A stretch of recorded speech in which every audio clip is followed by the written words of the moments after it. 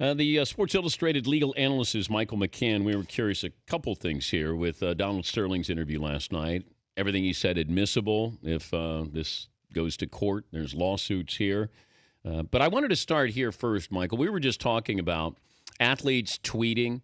Could teams, can you prevent your players professionally of tweeting, legally prevent them from tweeting?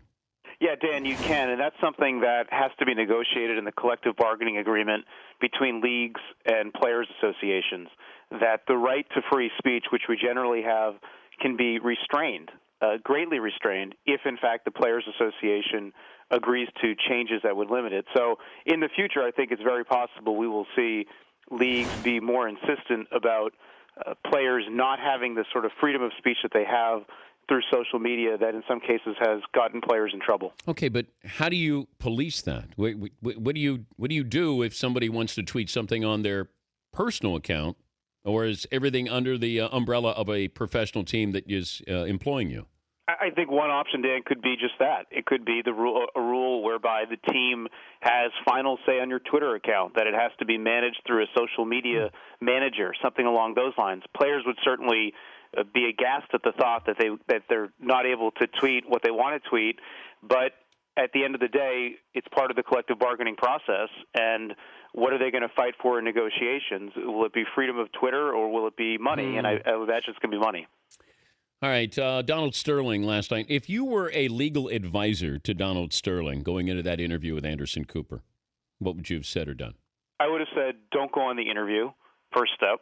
I think it's a mistake to do a national televised interview on a topic that could lead to litigation, particularly with a seasoned interviewer who will ask hard questions, who is in the business of asking difficult questions and follow-up questions. So first off, I would tell him, don't do it. If that advice fails, I would tell him, avoid making any comments about race.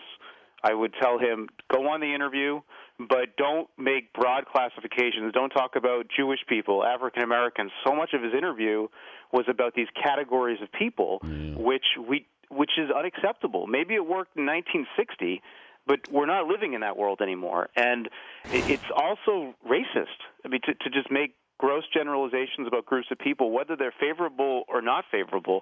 And at the end of the day, Dan, he has to win points with 29 people to 29 other owners. I don't think he won any points last night with the manner in which he talked, particularly the comments about Magic Johnson. Can the NBA use this interview against him? Sure. It's a public record. And not only can the NBA use it, but if he later on sues the NBA, it will be admissible in court. All right. From a legal perspective with the NBA side of things, how do they get this team out of his family's hands? They're going to argue that under Article 13D of the Constitution, he simply braked contracts that he had signed with the NBA, the franchise agreement, other agreements which said in so many words he had to abide by good conduct, good ethical conduct, not taking positions that embarrassed the NBA. Now he's going to argue, well, where were these documents before when other owners made inappropriate, bigoted comments? He never used them before. But the NBA will argue this is an unprecedented moment given the controversy that he caused. So even though it was a private conversation, even though it may have been unlawfully recorded, maybe unlawfully shared, and a lot of people could say what we say in our own homes is different than what we say in public, none of that in the NBA's view fundamentally matters. It's the damage done to the league, and the damage was done in the NBA's view by conduct that goes against contracts that he had signed with the league. The time frame for removing him or taking his team away. Give us what would be a realistic time frame for Donald Sterling no longer being the owner? I think the NBA will move for that probably the next couple of months, where there will be hearings, where the NBA will take some time to deliberate. I don't think they're going to rush this. I certainly don't think it's going to happen before the end of the playoffs. I think we're looking at least a month.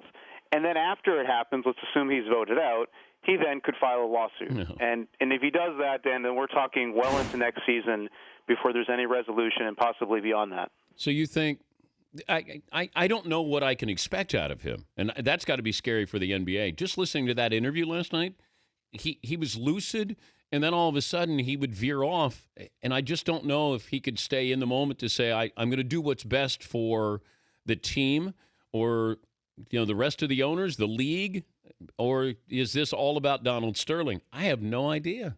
Very hard to read, and the rambling answers that he gave to several of Anderson Cooper's questions, that he could argue, well, look, I'm a very old man. My mind isn't what it used to be, almost as a way of deflecting some blame, that he's less blameworthy for the comments he made. And I wonder if that will have any traction with owners, especially given his wife's comments that he may have, at least in her view, potentially early signs of dementia. I mean, this story could evolve. But is that defensible, though, Mike? If he says or she says, or you have somebody who examines him to say he's got dementia, he doesn't know what he's saying, is there a chance that they could rule that he didn't know what he was saying and that the family gets to keep the team? So technically, they can throw him out even with that. Okay. So let's assume worst-case scenario, he has dementia. Under the Constitution, there's no language that would say that's a valid defense. I know it seems unfair, but the reality is that he doesn't have to show intent. Another part of the Constitution that the NBA could use, he would have to show intent, and having dementia would undermine the showing of that. But under the language that the NBA is going to use, that isn't required. That said, let's face it, there could be some owners who say, we feel a little more uncomfortable about this. If he really is cognitively impaired, does he warrant this type of extraordinary penalty? I have a feeling that discussion could have some traction. Michael, thanks for joining us. Thank you, Dan, for having me. All right, Michael McCann.